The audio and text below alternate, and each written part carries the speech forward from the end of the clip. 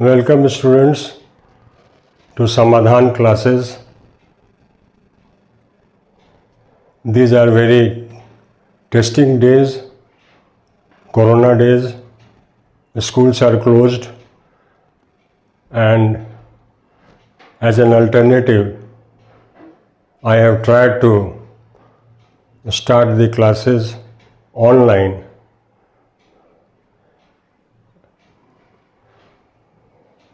First, I have taken history, and the first chapter of history is nationalism in Europe. What will be my study plan for the next 8 classes? I have introduced it to you. Just let me explain you. First class that I will address is related to the name of the topic itself, and unless we understand the term or the concept of nationalism and nation state, we won't be able to develop interest in the topic and understand the things properly. So the first class which I have planned is explaining nationalism and nation state, followed by a brief introduction of the stage in history when there was need to make the countries of Europe nation states. After finishing first class and introducing you to the concept and briefly the background, historical background, I will go to topic 1 of your NCERT book. The topic 1 which I will take up in class 2 is French Revolution and the idea of nation states. Similarly, there will be topic 2, the other chapter. Exactly, it is not chapter, the other sub-chapter or topic. Topic number 3, class 4, topic number 4, class 5, and in class 6, I have included topic 5 and 6 both, because these are the smaller topics and we need less amount of energy or material to read. We have less amount of material to read, and finally we will go to objective questions. These are very important introduction in CBSE exams these years, and I will show you how to compile objective questions, and actually I will be presenting you with some objective questions. And then finally there will one class completely dedicated to explaining the doubts and summing up of the entire chapter, nationalism in Europe. So let me move to the concept of nationalism and nation state. Now let us come to the term nationalism. Before, it is very important to understand the term, and the another term is nation state, and to understand the term nation and state, actually we have to differentiate the 3 words: country, state, and nation or nation state. I would like you to note it down, and just I am going to read. Before I will give you a very good definition of nation and nation state after this. What I have written is nationalism is a sentiment. Sentiment means emotion. Rooted in broad historical, geographical, linguistic or cultural circumstances and characterized by a consciousness माने जागरूकता of belonging in a group to a tradition different from the tradition of the other groups. ये एक भावना है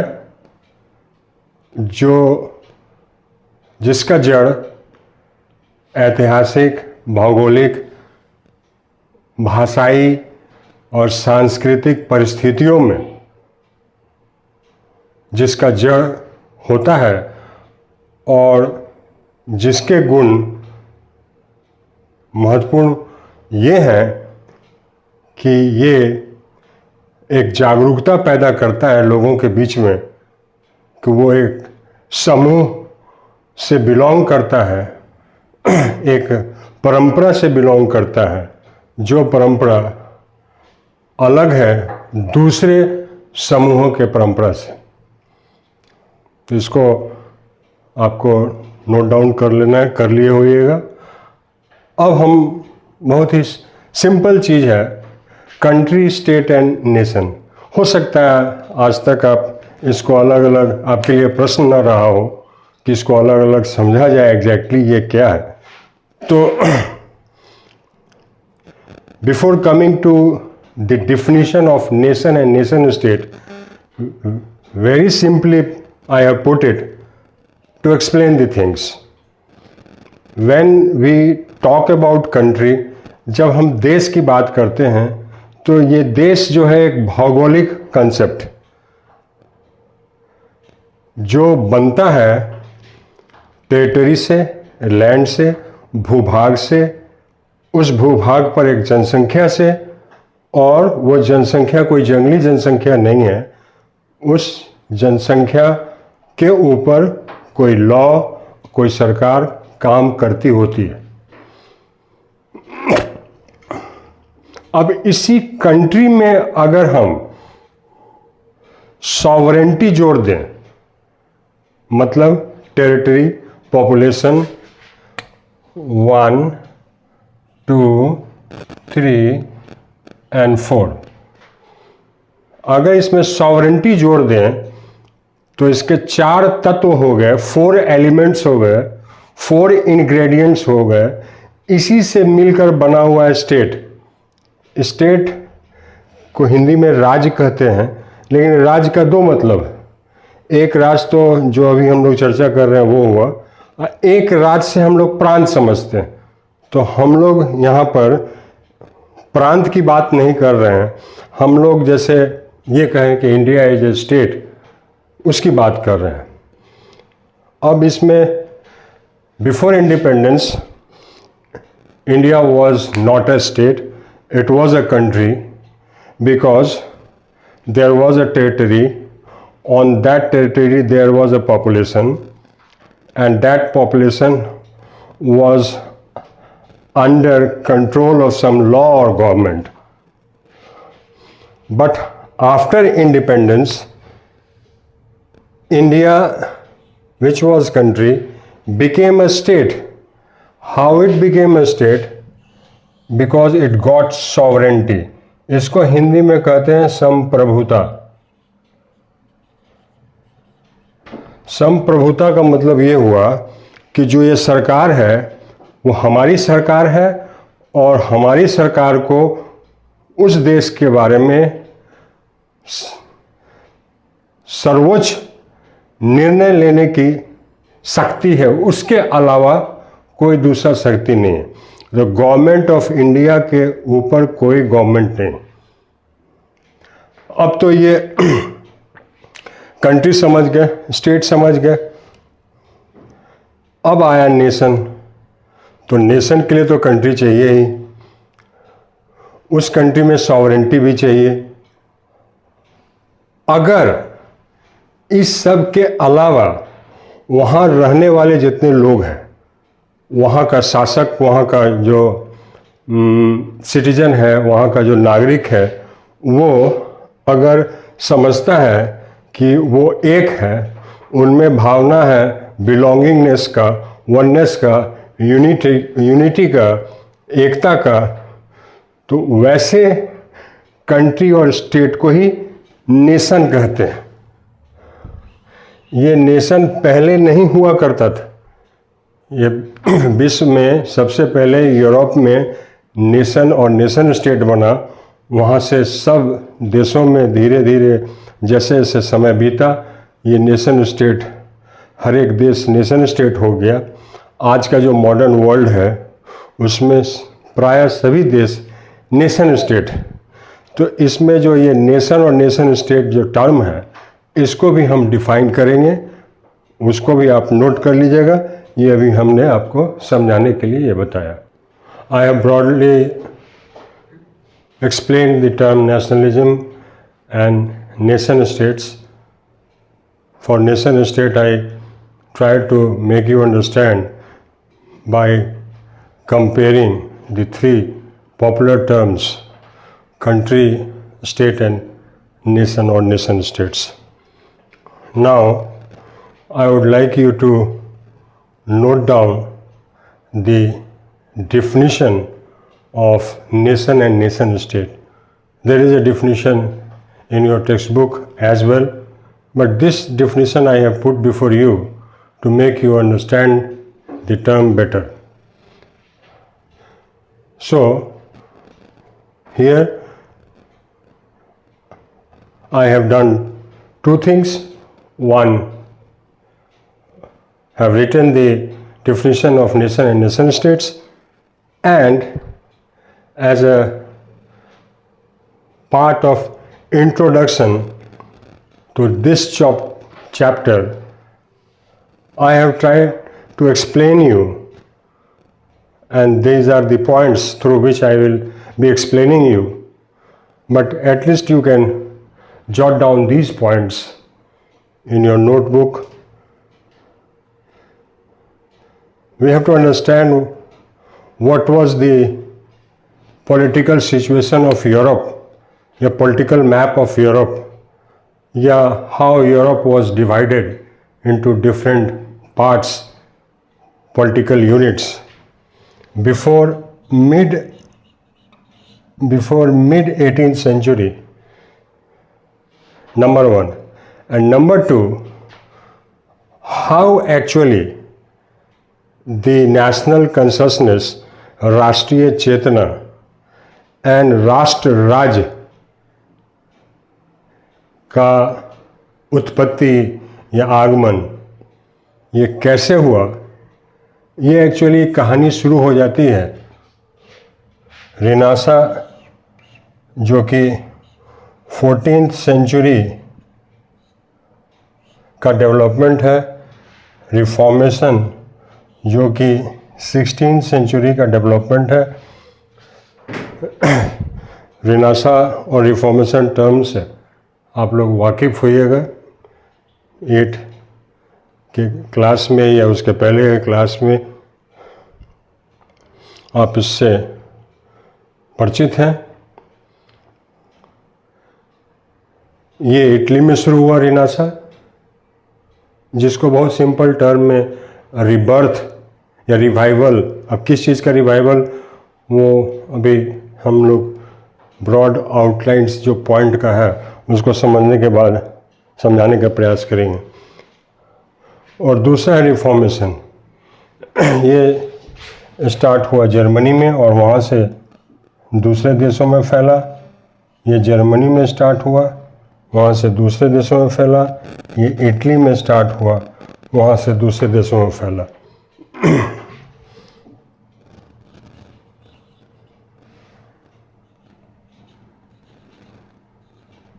इसको आप broad points को note down कर लीजिएगा, बाकी नोट डाउन ना करें तो तब भी कोई प्रॉब्लम नहीं है, समझा देंगे हम। उसके बाद दूसरा पॉइंट है राइज ऑफ ट्रेड। व्यापार बढ़ा, तो व्यापार बढ़ने से जो मर्चेंट क्लास है और जो सिटीज़ है उसके कुछ डिमांड्स, नए डिमांड्स आ गए, उनके इंटरेस्ट नए आ गए, उनका नीड नया हो गया। जो पुरानी व्यवस्था में जो फ्यूडल व्यवस्था था, सामंती व्यवस्था था, लैंड से रिलेटेड व्यवस्था था, उसमें वो पूरा नहीं हो रहा था। दूसरा पॉइंट ये है। तीसरा, जो पहले के राजा हुआ करते थे उससे ज़्यादा पावरफुल फ्यूडल लॉर्ड्स होते थे, तो राजा को पावरफुल बनाना मर्चेंट चाहता था। राजा खुद पावरफुल बनने के लिए पैसा चाहता था, और ये पैसा मर्चेंट राजा के डिफरेंट काम के लिए सप्लाई करते थे, और इसलिए मर्चेंट्स और किंग्स के बीच में एक तरह से एक इंटरडिपेंडेंट संबंध हो गया। ये एक दूसरे पर डिपेंड करने लगे।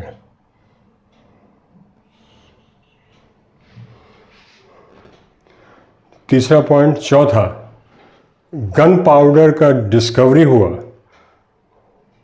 और गन पाउडर का यूज़ करना फ्यूडल लॉर्ड्स के बस की बात नहीं थी, पैसा ज़्यादा लगता था। किंग्स इसको यूज़ करने लगा फ्यूडल लॉर्ड्स के अगेंस्ट में।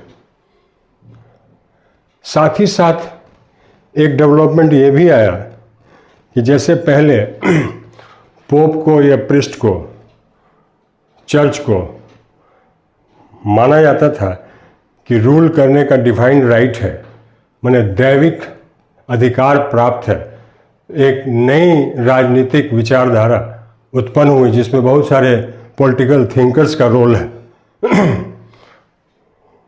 उसने ये एम्फेसाइज किया कि किंग्स जो है रिप्रेजेंटेटिव ऑफ गॉड है अर्थ के ऊपर, और इसमें एक बहुत इम्पोर्टेंट रोल जो प्ले किए, वो इतिहास में बहुत फेमस है। उनका नाम है, हमने स्पेलिंग भी लिख दिया है, मैकियावेली, MACHIAVELLI।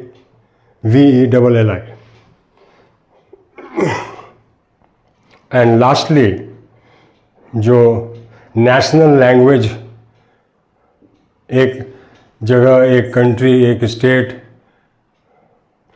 एक नेशन, एक राष्ट्र, वहाँ पर जो रहने वाले लोग हैं उनकी भाषा एक हो, दूसरे देश की भाषा वो ना यूज़ करें, ये भी शुरू हो गया। एक्चुअली ये शुरू हो गया रिफॉर्मेशन के काल से ही, और लास्ट में कॉलोनियल एक्सपेंशन, ट्रेड बढ़ा, राजा की आमदनी बढ़ी, मर्चेंट इम्पोर्टेंट हुआ, और फिर किंग के पास या राजा के पास, मोनार्क के पास कॉलोनीज़ बहुत सारे हो गए, तो वो ज़्यादा पावरफुल हो गए। तो एक्चुअली ये राइज ऑफ नेशन स्टेट्स ये कहानी है कि जो फ्यूडल सिस्टम था वो कैसे ख़त्म हुआ, क्यों ख़त्म हुआ, और जो फ्यूडल लॉर्ड्स थे जो पहले बहुत पावरफुल थे, उसको कैसे जो पहले के पावरलेस किंग्स थे वो रिप्लेस कर दिए और एक नई व्यवस्था आई। तो इसको हम लोग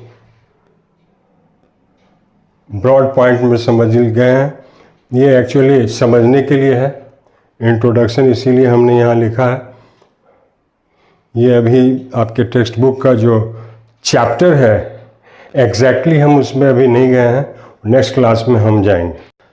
and before leaving you I would like to briefly, although I have explained you, but I would like to briefly read something which I have prepared on my own, and that will help you a lot. So you have to just listen it, nothing else. So be attentive. Europe before mid-18th century was not as we see today, divided into political units called nation states. The countries of Europe were ruled by powerful feudal lords and powerless kings who were dependent on these lords for their soldiers. Supply सेना का ये Lord ही करते थे राजा को। एक बात तो ये हुआ पहले के यूरोप का। दूसरा, the traditional boundaries were irrational. देश का जो बाउंड्री था, सीमा था, वो कोई तार्किक आधार पे नहीं बना हुआ था और वो बदलता रहता था। The territorial boundaries were irrational and kept changing. और उस एरिया में, उस स्टेट में या उस कंट्री में जो लोग रहते थे, उनके पास कोई कॉमन सेंस नहीं था नेशनलिटी का या यूनिटी का। There was no sense of common nationality that distinguished one country और state from those of another. Now I am coming to this part, rise of national consciousness. Rise of national consciousness started during Renaissance and the Reformation. Renaissance, actually what it did to facilitate the rise of nation state was that it undermined the domination of Catholic Church. It marked a decisive shift in concern for humans as distinct from divine matters. Urge to seek joy on earth, ये पृथ्वी पर आनंद उठाना, ये इसकी चाहत लोगों में बढ़ी। Renaissance ने इसको बढ़ाया बनिस्बत उसके, rather than in an after life, मरणोपरांत, विच द चर्च, जो आज तक चर्च एडवोकेटेड, वॉज एम्फसाइज्ड। ये एक्चुअली ह्यूमनिज्म का कंसेप्ट है, मानववाद, जिसमें humanity is more important than divinity. This is what Renaissance did. As far as Protestant Reformation, इस रिफॉर्मेशन को प्रोटेस्टेंट रिफॉर्मेशन इसीलिए कह रहे हैं कि ये जो कैथोलिक चर्च था, जो रोम बेस्ड कैथोलिक चर्च था, उसमें जो इविल प्रैक्टिसेस थे उसके अगेंस्ट में, उसके प्रोटेस्ट में एक धर्म सुधार आंदोलन शुरू हुआ जर्मनी में। और उसने कुछ बातें कही, कुछ चेंजेस लाया और जो लोगों ने उसको, कॉमन लोगों ने और रूलर्स ने भी अपनाया। Protestant Reformation established separate churches in many countries, generally on national lines, abolished the special status of priest as representative of gods on earth. पहले ये थे भगवान के प्रतिनिधि, पहले प्रीस्ट हुआ करते थे, पोप हुआ करता था। और पोप जो है धर्म के अलावा धर्मेतर मामलों में भी हस्तक्षेप करता था।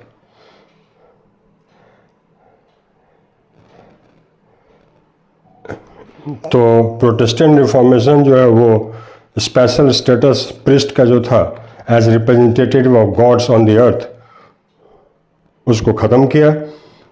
abandoned the view that the Catholic Church was supreme over the state.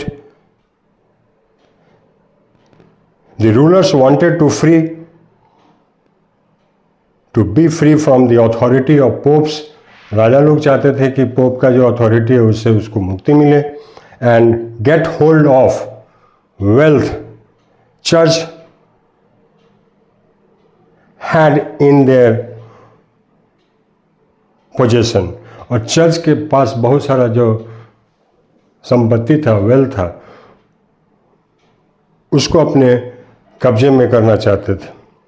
जहाँ तक आम आदमी का सवाल है, the common people got an opportunity to demand more freedom. अब नए बदले हुए स्थिति में इनको लगा, आम आदमी को, कि जो नए रूलर्स होंगे या पावरफुल रूलर्स जो होंगे उनसे उनको अवसर मिलेगा ज़्यादा स्वतंत्रता डिमांड करने का। अब जो है राइज ऑफ ट्रेड, अब ट्रेड आया, मर्चेंट इम्पोर्टेंट हुए, सिटी इम्पोर्टेंट हुआ। अब मर्चेंट और सिटी चाह रहा था कि जो किंग है, जो सेंट्रल अथॉरिटी है, वो स्ट्रांग हो। जो देश में जो अराजकता है, लॉ एंड ऑर्डर का जो प्रॉब्लम है, फ्यूडल एनार्की जो है, उसको वो नियंत्रित करे, शांति व्यवस्था बना के रखे। The rise of trade and the interest of merchants and cities promoted strong central authority that could